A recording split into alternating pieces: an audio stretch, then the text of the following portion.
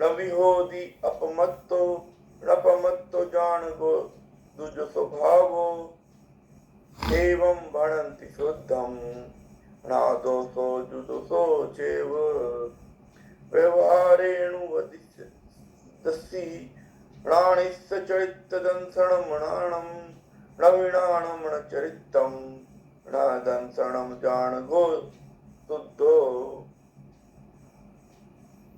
ओम जय जय जय नमोस्तु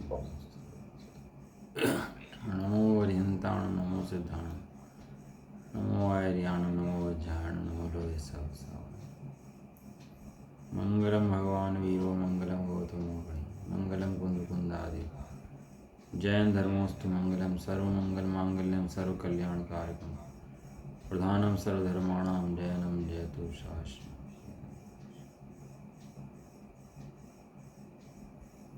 नमः समय साराय स्वानुभूत्या चकास्ते चित्स्वभावाय भावाय सर्वभावान्तर्छिदे। हाँ श्री समय सार जी ग्रंथ चल रहा है स्वाध्याय में अपना, और पूर्ण अधिकार अंत होने वाला है इसका, लगभग पूरा होने वाला है ये, लेकिन थोड़ा बचा हुआ है अभी, तो पूरा कर लेते हैं इसको। और हमारा कलश नंबर कल चला था 24 नंबर कलश में आचार्य देव ने भगवान की भक्ति करी थी, कल पढ़ा था हमने। तो 24 नंबर कलश था, भगवान की भक्ति करी थी। वो कह रहा था कि मैं भगवान की भक्ति नहीं करता, तुम तो शरीर लगे आत्मा लगे, तो भगवान की भक्ति करने का क्या फ़ायदा, भगवान की भक्ति नहीं करनी चाहिए। तो आचार्य देव ने से ये नहीं कहा कि तू कोई बात नहीं मत कर। आचार्य देव ने पहले तो भगवान की भक्ति कराई। आचार्य देव ने कहा कि तू पहले भगवान की भक्ति कर, कोई बात नहीं है। ये माँ बाप कौन है, पैदा तो करा इन्होंने, हैं क्या फ़र्क पड़ रहा है, दुनिया पैदा कर दी है, दुनिया पाल रही है, इन्होंने पैदा कर दिया, क्या फ़र्क पड़ रहा है। तो बेटा पहले में तो भगवान बड़ों की इज्जत सीख, बड़ों की विनय सीख, बाकी काम तो बाद में करना। पहले बड़े किसे कहते हैं, पहले तो ये सीख। और वो करना क्या चाहता है, उसके अभिप्राय में क्या पड़ा है, या तो भगवान की भक्ति छोड़ दूँ या खाली भगवान की भक्ति करता रहूँ, दो में से एक काम उसको चाहता है वो। और ये दोनों ही काम आचार्य देव होने देना नहीं चाहते। आचार्य देव कहते हैं ना तो तेरी भक्ति छोड़ने देंगे और ना मात्र भक्ति में संतुष्ट होने देंगे। सुनवाया आचार्य जी क्या कहा? मतलब दोनों न्याय की जो है वो बैलेंस बना के रखना है। हाँ, ना तो तुझे खाली भक्ति में संतुष्ट होने देंगे, तू खाली भक्ति करके संतुष्ट हो जा, ना तो और तू भक्ति छोड़ दे ऐसा भी नहीं होने देंगे, हैं कि भैया शरीर लगे आत्मा लगे भक्ति करो ना करो क्या फ़र्क पड़ रहा है, हैं भक्ति करो ना करो ये करो ना करो। और वहाँ ये बातें जो लगाता है ना, वो धर्म क्षेत्र में लगाता है। वहाँ कमाई करो ना करो, बच्चों की शादी करो ना करो, घर बार पालो ना पालो, वहाँ ये बातें नहीं लगाता। लेकिन सारी बातें कहाँ लगाएगा, जहाँ पढ़ेगा वहीं लगाएगा। धर्म क्षेत्र में पढ़ाएंगे और धर्म क्षेत्र में अप्लाई करेगा इन बातों को, हैं। तो आचार्य देव तो भैया उसने कहा कि शरीर अलग है आत्मा अलग है, तो भगवान की भक्ति से कोई प्रयोजन नहीं है। तो भगवान ने कहा बेटा तो कोई बात नहीं, पहले भगवान की भक्ति कर। तो उन्होंने भगवान की भक्ति करी, भगवान की भक्ति कराई। और कितना बढ़िया उन्होंने इसके अंदर वो लिखा, जो अपना ये कलश है, जो कितना बढ़िया, पढ़ लेता दोबारा इसको। कांते स्नपयन्ति ये दश दिशो धाम्ना निरुन्धन्ति ये धामो धाम महस्विनां जनिमनो मुषिणन्ति रूपेण ये दिव्येन धनीना सुखं श्रवणयो साक्षात् शन्तोमृतं वन्दास्ते अष्टसहस्रलक्षणधरास् तीर्थेश्वरा सूर्य। हैं क्या कह रहे थे, भक्ति करवा रहे। कितने गुणों से भक्ति करवा रहे, भगवान की 1008 गुण हैं, 2 काले 2 सांवले 2 हरियल 2 लाल। कैसे हैं भगवान के रंग, कैसे होते हैं, 2 काले 2 सांवले और शेष स्वर्ण वर्ण कहें। दो मिलेगा तीर्थंकरों के रंग, मतलब पूरा शरीर काला, पूरा शरीर हरा, पूरा शरीर नीला। मतलब देखा आपने नीले रंग का आदमी, यदि नीले रंग का आदमी मिल जाए तो कैसा लगेगा, है। और वे तीर्थंकर कैसे, पूरे नीले रंग के। ये जो प्रतिमाओं में आपने देखा ना अलग अलग रंग की प्रतिमाएं होती हैं, मंदिर में देखा होगा, ये ऐसे थोड़ा होती है अलग रंग प्रतिमाएं, वो उनके शरीर का रंग वैसा ही था। दो हरियल दो सांवले हैं, दो दो काले दो सांवले, इस तरह वो है पूरा धुआ उसका। तो भगवान का उनका रंग ही वैसे चलते फिरते शरीर ऐसा था, सर्वांग सुंदर थे और जगत पूज्य थे ऐसा होने के बाद भी हैं। तो कि ऐसे कैसे रंग का क्या मतलब है शरीर से, ऐसे क्या भगवान के घर कल्याण बना रहे हो, जन कल्याण बना रहे हो, तप कल्याण बना रहे हो, इनसे क्या मतलब है? हैं भगवान की भक्ति करो खाली, इससे इससे क्या भगवान की भक्ति से क्या लेना देना है? हैं आत्मा है, बस आपने पढ़ा दिया आत्मा है, इसके अलावा बाकी चीज़ों मतलब हमें है ही नहीं। तो आचार्य देव ने गाथा नंबर 26, 27, 28, 29, 30 5 गाथाएं उस अज्ञानी को समझाने के लिए करी। कल हमने पढ़ा था उसकी उत्थान का लिखी थी। अब अप्रतिबुद्ध का प्रश्न है, उत्थान का लिखा था अब प्रतिबुद्ध का प्रश्न है। हाँ लिखा था अप्रतिबुद्ध का प्रश्न है। प्रतिबुद्ध ने क्या प्रश्न, उसने प्रश्न नहीं करा, उसने बताया अपनी मान्यता को कि मेरी मान्यता क्या है कि यदि शरीर आत्मा नहीं है और आत्मा शरीर नहीं है तो तीर्थंकरों की भक्ति मिथ्या है। इसलिए मैं ऐसा मानता हूं कि शरीर है सो आत्मा ही है, आत्मा है सो शरीर है। उसने अपनी मान्यता बता दी कि भैया मैं तो ऐसा मानता हूँ। आचार्य देव ने इतनी गाथाएं पढ़ दी, 25 गाथाएं लिख दी। अब तुम लिखते रहो, उससे मुझे फर्क नहीं पड़ता, लेकिन मेरी मान्यता तो ऐसी ही है। देखो एक होता है जानना, एक होता है मानना, दो चीज़ें होती हैं, एक जानना और एक मानना। वहाँ इंद्र क्या होता है, छायक समदृष्टि होता है इंद्र, और क्या होता है एक भवतारी होता है, अगले भव के अंदर वो जाते ही जाता है। लेकिन ऐसा होने के बाद भी भगवान गर्भ कल्याण में आता है, आनंद पूर्वक मनाता है, रत्न की वर्षा करता है। भगवान के आने से पहले भगवान आए तो उनको सूर्य पर्वत ले जाता है, इतने कलशों से उनकी नमन कराता है। जन्म हो जाता है तो देवों को छोड़ता है साथ में खेलने के लिए, हैं बड़े हो जाए तब कल्याण बनवाता है, केवल में समोषण की रचना करता है, भगवान सारी व्यवस्थाएं संभालता है। हैं वो कौन है? छाई समदृष्टि जी। ना करे तो क्या फर्क पड़ रहा उसे, वो तो अगले भव में मोक्ष चला ही जाएगा ना। और ना करे सब क्रियाएं कार्य है तो फर्क पड़ता है क्या उसको कुछ? किसी के वो मोक्ष नहीं जाएगा क्या? हैं ऐसा मोक्ष जाना नक्की होने पर भी सारे कार्य उसके जीवन में फिर भी होते देखे जाते हैं। क्यों होते हैं? क्योंकि भैया वो व्यवहार को गौण नहीं करता, छोड़ता नहीं है। इस तरह यदि सारे समष्टि बैठ जाएंगे तो सारे धर्म की व्यवस्थाएं चौपट हो जाएंगी, फिर तो आचार्य देव शास्त्र नहीं लिख पाएंगे। यहाँ आचार्य रामचंद्र देव, कुंदकुंद देव 6ठे 7वें गुण स्थान में झूलने वाले, आनंद भोगने वाले हैं, कहाँ 6ठे में आके ये ऐसा लिखते हैं कि हमें ऐसा लगता है जैसे हम अग्नि में जल रहे हों। 6ठे में आते हैं, शास्त्र लिखते हैं तो ऐसा लगता है अग्नि में जल रहे हों। और उन्होंने ऐसा कार्य शास्त्र ने करा, और कहाँ करके करा? हमारे लिए अग्नि में जलना पसंद करा उन्होंने, ऐसा उनको वो हुआ। लेकिन उसके बाद भी ये सब कार्य करे ही नहीं करे, ये सब बताया ही नहीं बताया कि जीव जुदा पुद्गल जुदा। यदि ना बताते तो कार्य कैसे चलता भाई, आगे परंपराएं कैसे चलती? ये भी एक व्यवस्था है। क्या है? ये भी एक व्यवस्था है। ये भी एक व्यवस्था है। ऐसा नहीं सर्वथा, सर्वथा शब्द का इस्तेमाल हमारे यहाँ नहीं होता भैया। हमारे यहाँ तो किसी अपेक्षा से अनेकांत है, और ये एकांत से अपने को या तो ध्येय मानता है या एकांत से अपने को आत्मा मान करके उसको निश्चयभासी हो जाता है। जबकि श्रद्धा में आत्मा और ज्ञान में आचरण में पूरा धर्म के प्रति वात्सल्य, प्रेम, विनय, भक्ति सब होता है। वो पागल नहीं हो जाता सम्यक दृष्टि कि पागलों की भांति कुछ भी करने लगा। और कौन है जी? ये सम्यक दृष्टि है। महान विवेकवान, महान न्यायवान जी होता है, बाहर में आचरण बहुत सुंदर होता है। शाम चली रही चर्चा पूरी पूरी उसकी, तो कैसा होता है क्या होता है, शाम के टाइम पूरा चल रहा है ना। अभी ये पढ़ रहे थे, ये कलश है, कलश टीका का, इसका अर्थ पढ़ रहे हैं। यहाँ पर कोई मिथ्या दृष्टि कुवादी मतांतर को स्थापना करता है कि जीव और शरीर एक ही वस्तु हैं। क्या कहता है वो कि जीव और शरीर, भैया तुम अलग कहते हो, हम तो अलग मानते नहीं। हमें तो ऐसी मान्यता है कि जीव और शरीर दोनों के दोनों क्या हैं? दोनों के दोनों एक ही हैं। देखो इस लोक के अंदर दो ही जीव हैं, एक है ज्ञानी और एक है अज्ञानी। कितने जीव हैं? दो, ज्ञानी और अज्ञानी। अज्ञानी की शरीर की क्रियाएं बहुत बढ़िया हो सकती हैं, बहुत बढ़िया हो सकती हैं। वो जंगल में चला जाए, शांत रहे, सब काम कर ले, लेकिन अंदर में उसकी एक बात रहेगी, वो अपने को शरीर मानेगा। जितने अज्ञानी होंगे क्या मानेंगे? अपने को शरीर मानेंगे। इसलिए आचार्य देवों ने राग में भेद नहीं करा, राग से भेद करा। दो चीज़ें हैं, राग में भेद और राग से भेद। समझ आया? अब मिथ्या दृष्टि के राग बहुत प्रकार के हो सकते हैं, असंख्यात प्रकार के हैं। तो किसी का मंद होता है, किसी का तीव्र होता है, किसी का और तीव्र होता है, किसी का अच्छा होता है, किसी का बुरा होता है, अनेक क्रियाएं होती हैं, सब तरह का होता है। लेकिन अंदर में एक चीज़ पाई जाएगी कि देह जीव को एक गिने। समझ में आया? जो देह एक गिने, जो देह जीव को एक ना होने पर भी एक गिनता है, वो तो है अज्ञानी मिथ्याष्टि आचार्य देव भगवंतों ने उसे सबको एक कैटेगरी में ले लिया।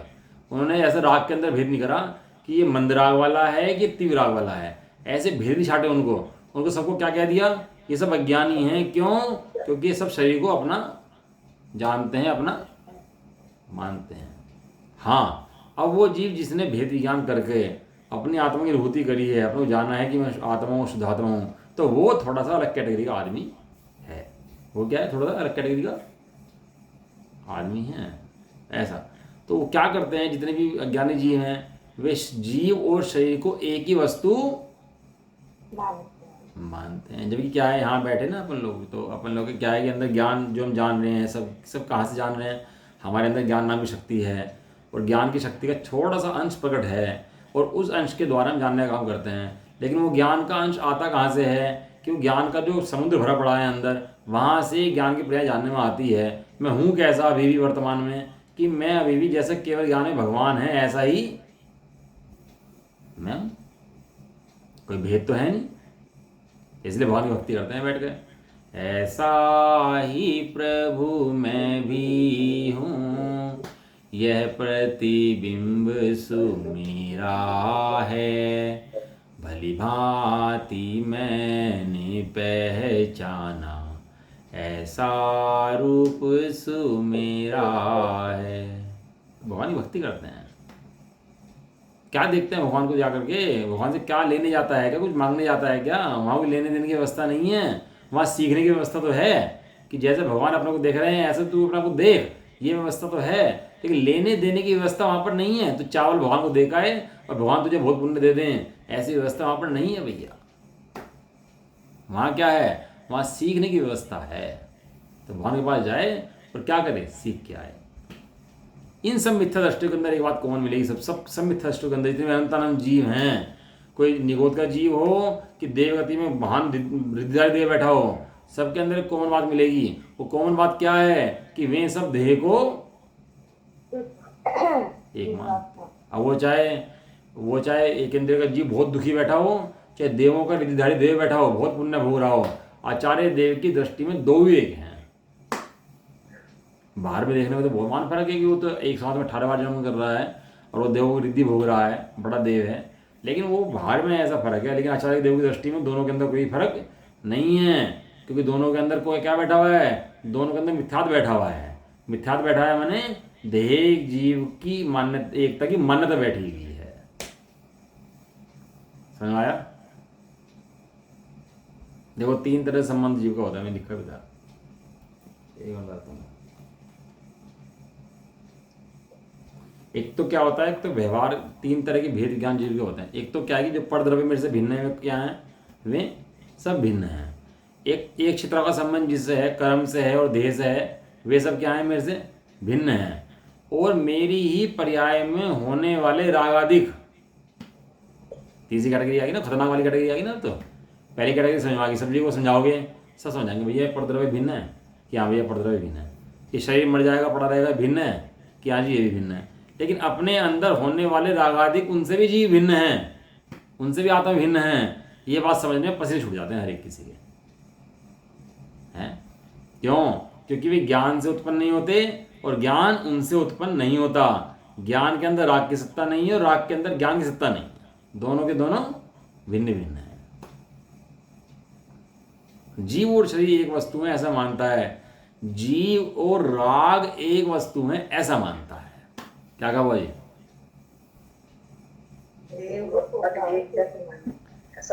जीव और राग एक वस्तु है। राग को मैं घटा सकता हूँ, राग को मैं बढ़ा सकता हूँ। राग मेरे घटने से कम हो जाता है, मेरे बढ़ाने से बढ़ जाता है। राग से मेरी सत्ता है, राग घटने से मेरा फायदा है, राग बढ़ने से मेरा नुकसान है। ऐसा श्रद्धा के स्तर पर जाकर अगर माने तो ज्ञान की सत्ता घात करता है। क्योंकि ज्ञान स्वरूप आत्मा के अंदर से राग नहीं आता और राग में से ज्ञान स्वरूपी आत्मा नहीं आता, दो अलग अलग है। थोड़ा ताकत लगती है समझने में समझाने में, लेकिन अभ्यास करोगे तो सब सरल हो जाता है।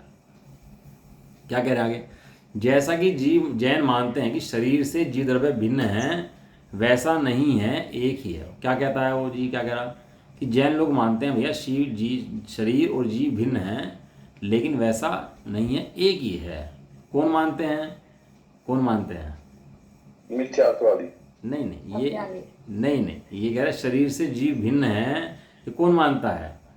तो ज्ञानी मानता है शरीर से जीव भिन्न है, जैन मानते हैं। और जो भक्ति कर रहा है वो अजैन करेगा कि जैन करेगा?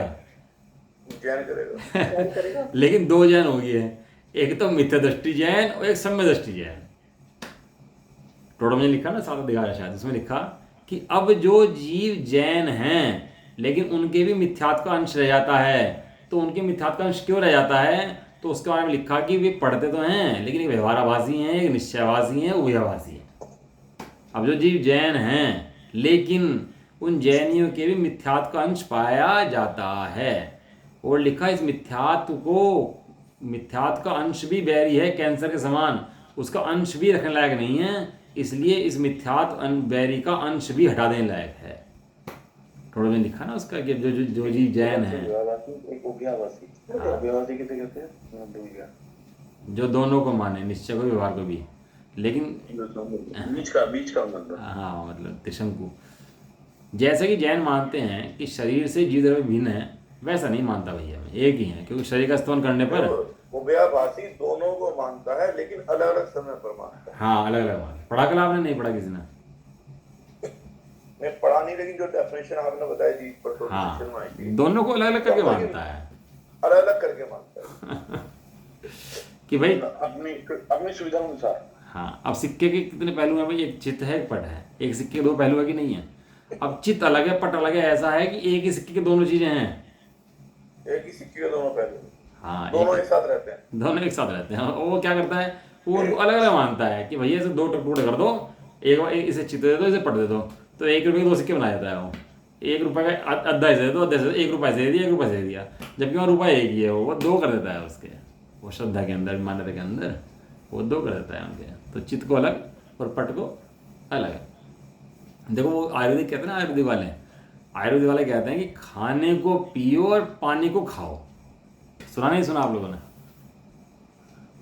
पहली बार सुनते। हाँ, जो खाना है ना उसको इतना चबाओ कि लीवर को जाके बिल्कुल जोड़ना पड़े और आराम से पचने में आ जाए।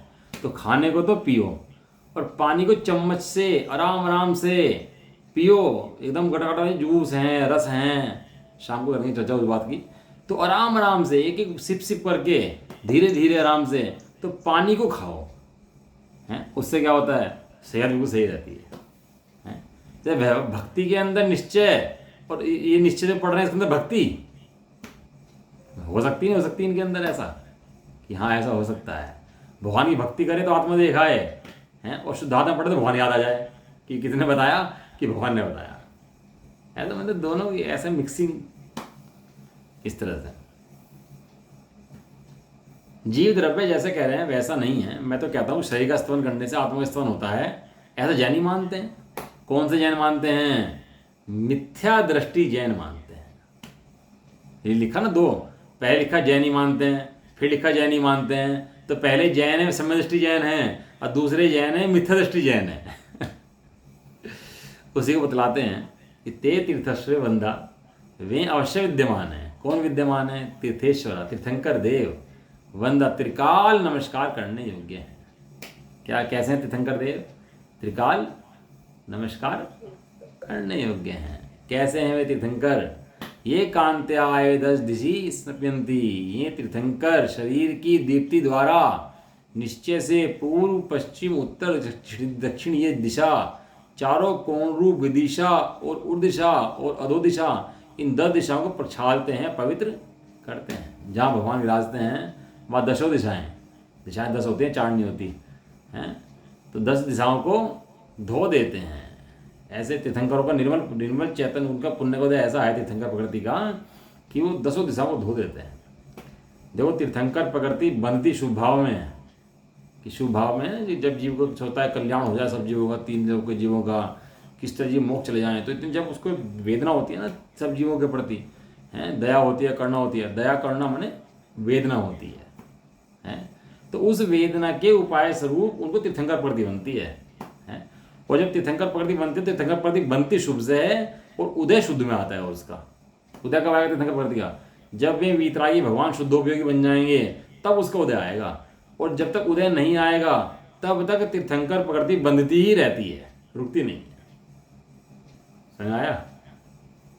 उदय कब आएगा तीर्थंकर प्रकृति का? जब शुद्धोपयोग हो जाएगा तब उदय में आएगा। और बनती कब है?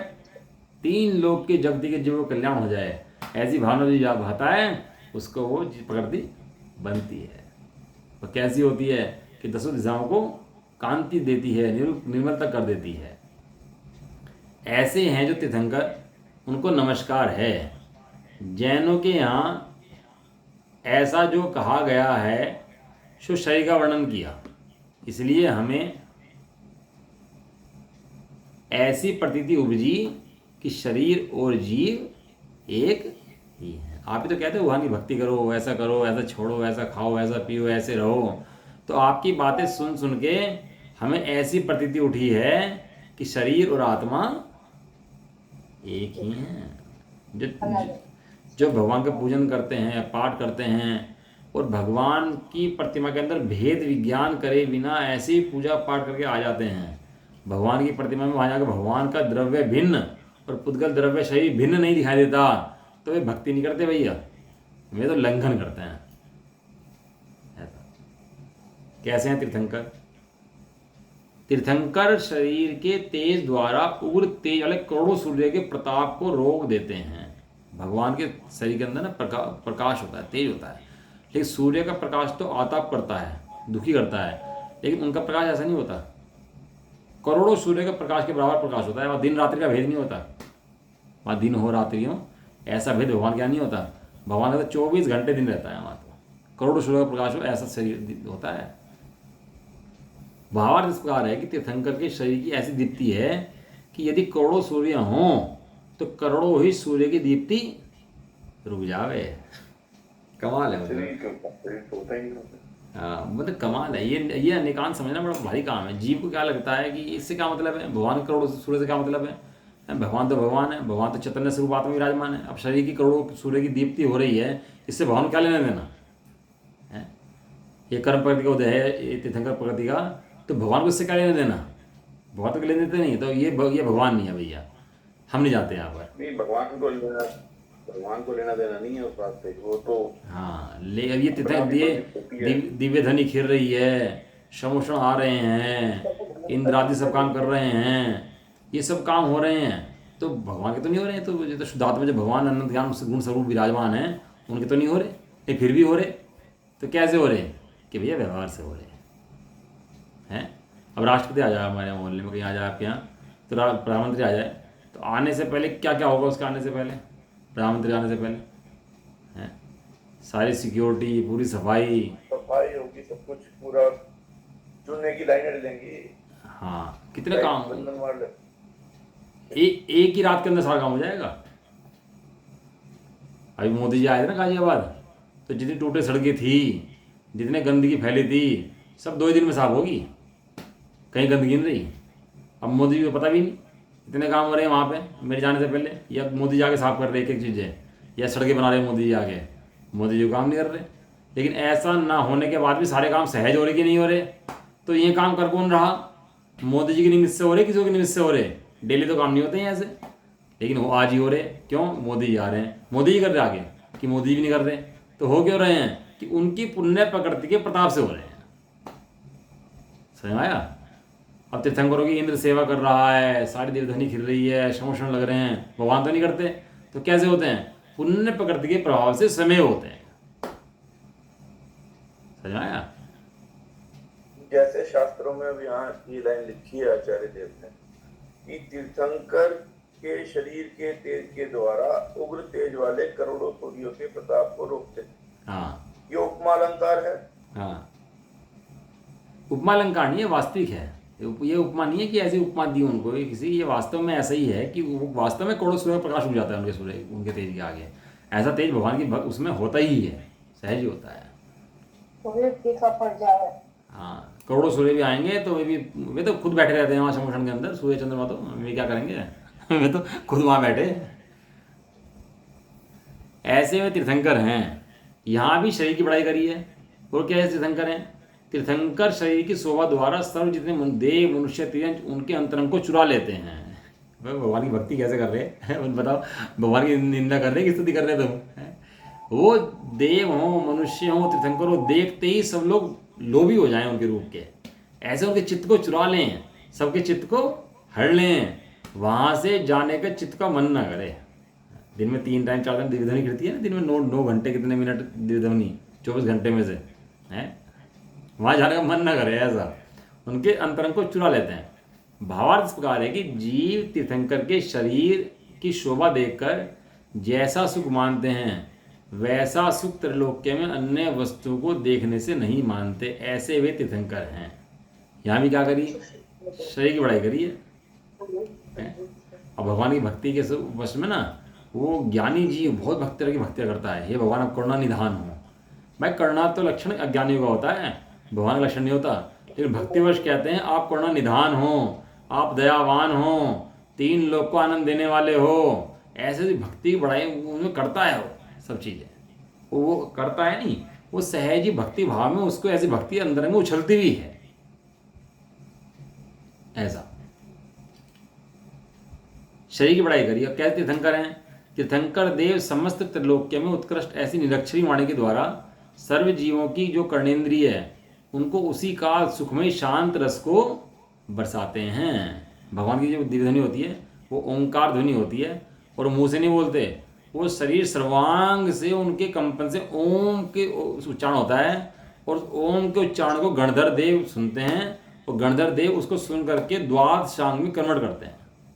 खाली ओम शब्द के अंदर ताकत इतनी है उनके निकली देह से, और मुंह से निकलती निरक्षरी है, वो कंपन से निकलती है शरीर की। ऐसा भावार्थ इस प्रकार है कि तीर्थंकर की वाणी सुनने पर शिव जीवों को वाणी रुचती है, जीव बहुत सुखी होते हैं।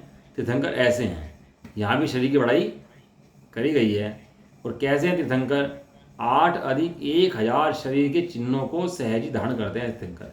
जब भगवान जन्म लेते हैं तो उनके शरीर पर 1008 चिन्ह होते हैं। कितने चिन्ह होते हैं? 1008। हाँ, उनके पैदा होते हैं। हाथ में सूर्य होता है, चंद्रमा होता है, यहाँ पर वो एक वो बना रहता है, क्या बोलते हैं, तो पैरों में निशान उनके चिन्ह होते हैं। वो 1008 होते हैं। उनको देखकर पहचान होती है कि तीर्थंकर के जीव हैं। ऐसा भावार्थ जैसे मंदिर में एक तो भगवान की मूर्ति होती है, और एक जो है वो मूर्ति नहीं होती, सिद्ध का आकार होता है। तो फिर उसमें चिन्ह कहाँ से आ जाएंगे? नहीं, सिद्धों के कैसे चिन्ह होंगे? वो तो भगवान के शरीर के अंदर चिन्ह होते हैं, सिद्धों के अंदर थोड़ा चिन्ह होता है। भगवान भी वहाँ जीव द्रव्य उनके चिन्ह थोड़ा ना है। जीव द्रव्य का चिन्ह तो ज्ञान दर्शन आदि हैं, वो शरीर के चिन्ह होते हैं ऐसे प्रकार। और भगवान भी नहीं, तीर्थंकर भगवान। हाँ, तीर्थंकर भगवान सही है। नहीं तो उनका शरीर फिर भी रह जाता है, शरीर रह जाता है फिर भी। शरीर तो विलय को प्राप्त हो जाता है ना, जब वह मोक्ष चले जाता है शरीर तो उड़ जाता है सारा, विलय को प्राप्त हो जाता है तुरंत एकदम सही। उसके बाद वो जो इंद्र होता है ना, वो इंद्र उसकी रचना करता है, बाल नखून रह जाते हैं, वो वैसे शरीर की रचना करता है। फिर अग्निकाय देव होते हैं, उसके उनके मस्तक से अग्नि निकलती है और उसको भस्म करके सब उड़ जाता है उसके बाद। ऐसा विधि है उसकी एक, ऐसा नहीं। अब स्त्री हैं, स्त्री का जीव और पुरुष का जीव, दोनों के जीव में अंतर है क्या? नहीं, जीव में तो कोई अंतर नहीं। हाँ, मानते हैं जीव में अंतर, लेकिन बाहर के लक्षणों में स्त्री या पुरुष दोनों में अंतर है कि नहीं है? अंतर है। हाँ, ऐसे ही वहाँ तीर्थंकर का जीव और भगवान का जीव, दोनों जीव बराबर हैं, दोनों जीवों के फर्क नहीं है, सामान्य जी कोई जीव में फर्क नहीं है। लेकिन फिर बाह्य लक्षणों से पहचान कराते हैं, उनको बाह्य लक्षणों से व्यवहार से बताते हैं उसको, वो उनकी पहचान के तरीके हैं। ऐसा भावार्थ इस प्रकार है कि तीर्थंकर के शरीर में शंख होता है, चक्र होती हैं, गदा होती है, पद्म होती है, कमल, मगर, मच्छ, ध्वजा आदि अनेक रूप आकार को लिए हुए रेखाएं होती हैं, जिन सब की गिनती करने पर वे सब 1008 होते हैं। आप प्रतिमा देखना मंदिर में जाके, हाथ में कुछ बना होगा, सूर्य चंद्रमा आदि बने होंगे, पैरों पर भी कुछ बना हुआ होगा, सूर्य चंद्रमा आदि, वो सब जो चिन्ह उनके प्रकट हैं वो तीर्थंकरों के होते हैं। और बाहुबली भगवान की देखोगे, भरत भगवान की देखोगे तो उसके अंदर वे चिन्ह नहीं होंगे। यहाँ भी शरीर की बढ़ाई है। और कैसे हैं तीर्थंकर? मोक्ष मार्ग के उपदेश देने वाले हैं। यहाँ भी शरीर की बढ़ाई है। इससे जीव शरीर एक ही हैं ऐसी मेरी प्रतीति है। आपने इतनी बढ़ाई कर दी उनकी, इतनी बढ़ाई कर दी कि अब मुझे नहीं लगता भैया कि दोनों अलग अलग हैं। इतनी बढ़ाई आपने कर दी तो दोनों मुझे तो एक ही लगते हैं। कहाँ चला गया? हाँ, ऐसी मेरी प्रतीति है। ऐसा कोई मिथ्यावादी मानता है सो उसके प्रति उत्तर इस प्रकार कहेंगे कि ग्रंथकर्ता कहते हैं कि वचन व्यवहार मात्र से जीव शरीर का एक बना कहने में आता है। ऐसी सारी क्रियाएं देख के जो जीव के प्रदेश है ना हिलते हैं, तो जीव अपनी क्या करता है? इच्छा करता है और इच्छा के अनुसार अपने प्रदेशों को हिलाता है। अपने प्रदेश हिलने पर वहाँ पुद्गल प्रदेश भी हैं शरीर के, तो वे भी हिलते हैं। तो इसको ऐसा हिलने से ऐसा भ्रम होता है कि मैंने इनको हिलाया, मैंने बोला, मैंने सुना, मैंने सोचा। तो इसको भ्रम खड़ा होता है यहाँ पर कि ये क्रियाएं कौन कर रहा है? ये क्रियाएं मैं ही तो कर रहा हूँ। यदि ये क्रियाएं मैं नहीं करूँगा तो क्रियाएं कैसे होंगी? तो क्या खड़ा होता है यहाँ पर उसको, जीव को? यहाँ उस जीव को अपने संबंध में भ्रम खड़ा होता है, क्योंकि ऐसा उसको मति ज्ञान में लगता है कि ये क्रियाएं मैं ही तो कर रहा हूँ। तीर्थंकर तो वाणी खिला रहे हैं, मैं तो बच्चे पाल रहा हूँ, मैं तो घर बना रहा हूँ। लेकिन कभी कभी क्या होता है, इसकी इच्छा के विपरीत कार्य भी होते हैं। सुनना ध्यान से देखो बाबा जी, कभी कभी क्या होता है, इसकी इच्छा के विपरीत कार्य होते हैं। शरीर के अंदर रोग होता है, इच्छा से होता है बिना इच्छा के होता है? बिना इच्छा के होता है। अंग गल जाते हैं, सड़ जाते हैं अंग, इच्छा से होते हैं कि बिना इच्छा के होते हैं? बिना इच्छा के। अपनी बाहर की व्यवस्थाएं हैं सारी अपनी इच्छा से हो रही हैं कि जो विपरीत परिस्थिति बन रही है अपनी इच्छा के बिना भी हो रही हैं? बाहर में नुकसान हो रहा है, गाली दे रहा है, ये सब इच्छा से हो रही है, मैं अच्छा लग रहा है कि बिना इच्छा के हो रहा है? बिना इच्छा के हो रहा है। बिना इच्छा हो। कोमा आ गया, शरीर शरीर कोमा पड़ा है, अब कोमा में पड़ा, शरीर हिल रहा, तो क्यों नहीं हिल रहा? इच्छा है उसकी ऐसी? इच्छा नहीं है, इच्छा नहीं है। पहले फालिस पड़ जाता, फालिस पड़ जाता ना, पैरालाइसिस बोलते थे उसका, फालिस की फालिस पड़ गया, फालिस पड़ गया। तो क्या होता था कि आधा शरीर डैमेज उसका डेड हो जाता था और आधा शरीर उसका काम कर रहा है। अब उसको इच्छा तो ऐसी है कि उठूं, खाऊं, पीऊं, हाथ को इसको उठाऊं, हिलाऊं, लेकिन हाथ तो नहीं हिलता उसका। तो इच्छा तो हो रही है, लेकिन इच्छा के अनुसार काम तो नहीं हो रहा है। इतने पाप के उदय आ रहे हैं, सब इच्छा से आ रहे हैं कि इच्छा के अनुसार तो नहीं हो रहे हैं। वो क्रिकेटर होता है, सोचता है 6 बॉल हैं 6 छक्के मार दूं, मजा आ जाए, लेकिन 6 छक्के लग रहे हैं, वो तो आउट हो गया। अब बॉलर भी सोच रहा कि 6 बॉल पे 6 को बोल्ड कर दूं, लेकिन उसका तो काम हो रहा कि अपने साथ तो काम तो नहीं हो रहा। अब ये जो स्थिति है, रोग की कहो, अपने हिसाब से परिणाम ना होने कहो, अपनी पत्नी बच्चे नहीं मान रहे हैं, वो पति नहीं मान रहा है, अपने साथ चल रहा है कि नहीं चल रहा बिल्कुल भी, तो ऐसी जो स्थिति बनी है, this is the very good sign. ये बहुत अच्छी स्थिति है।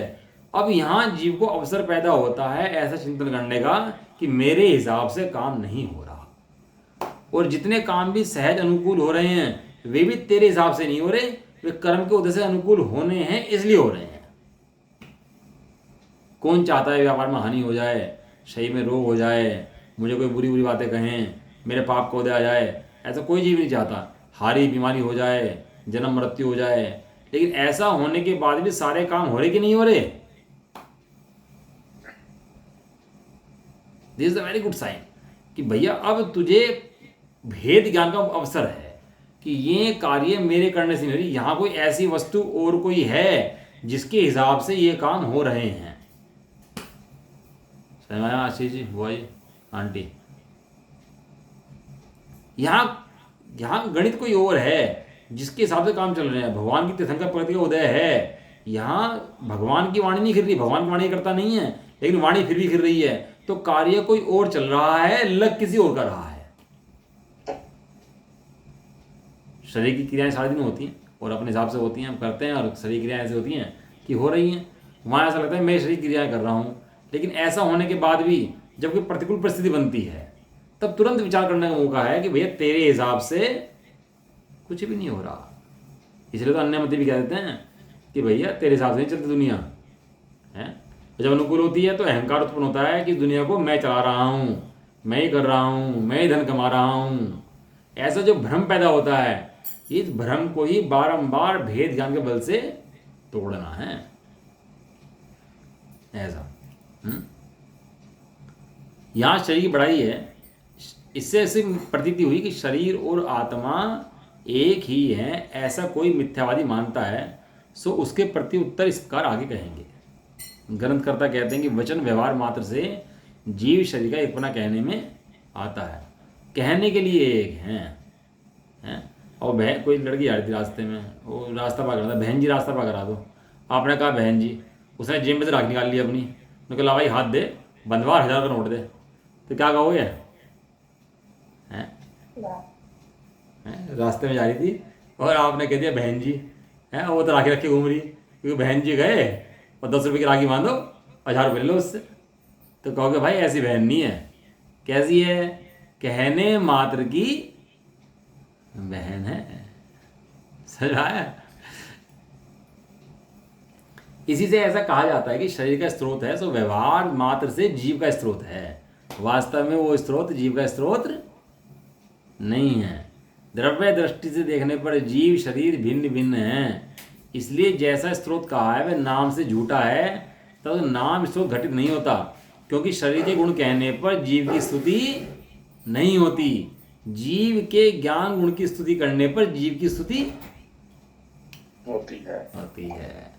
मैं कमाल है, मतलब भगवान की भक्ति भी करता है, सारे काम भी करता है भगवान के, पूजा के, प्रसाल के, लेकिन अंदर में क्या मानता है कि ये सब भगवान का काम नहीं है, भगवान का काम तो ज्ञान की आराधना है।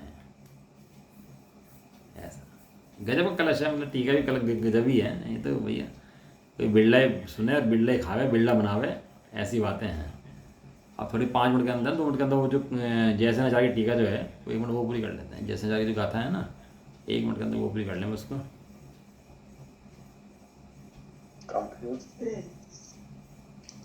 हाँ हाँ,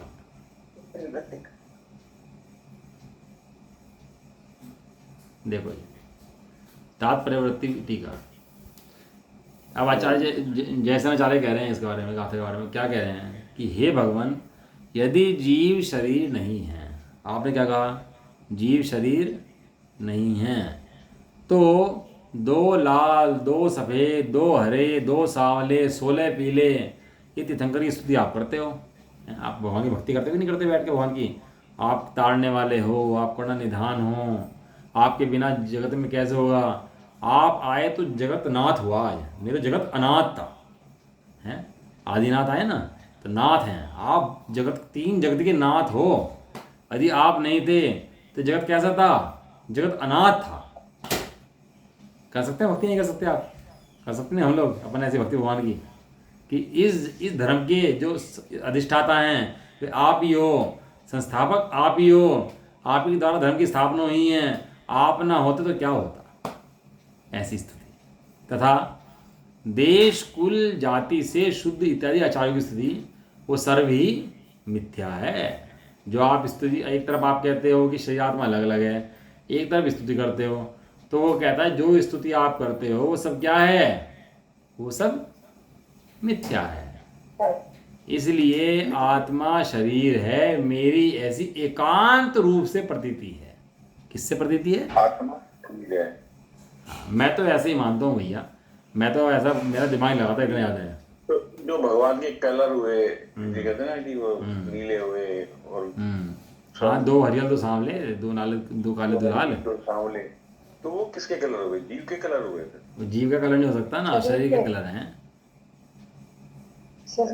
भगवान के शरीर तो कहते हैं ना शरीर का कलर है। तो आप क्या हुआ, आप एयरपोर्ट पे गए और एयरपोर्ट पे जाके क्या हुआ कि 3-4 लोगों ने वो पहन रखी पायलट वाली ड्रेस और बाकी सब लोग सामान्य घूम रहे।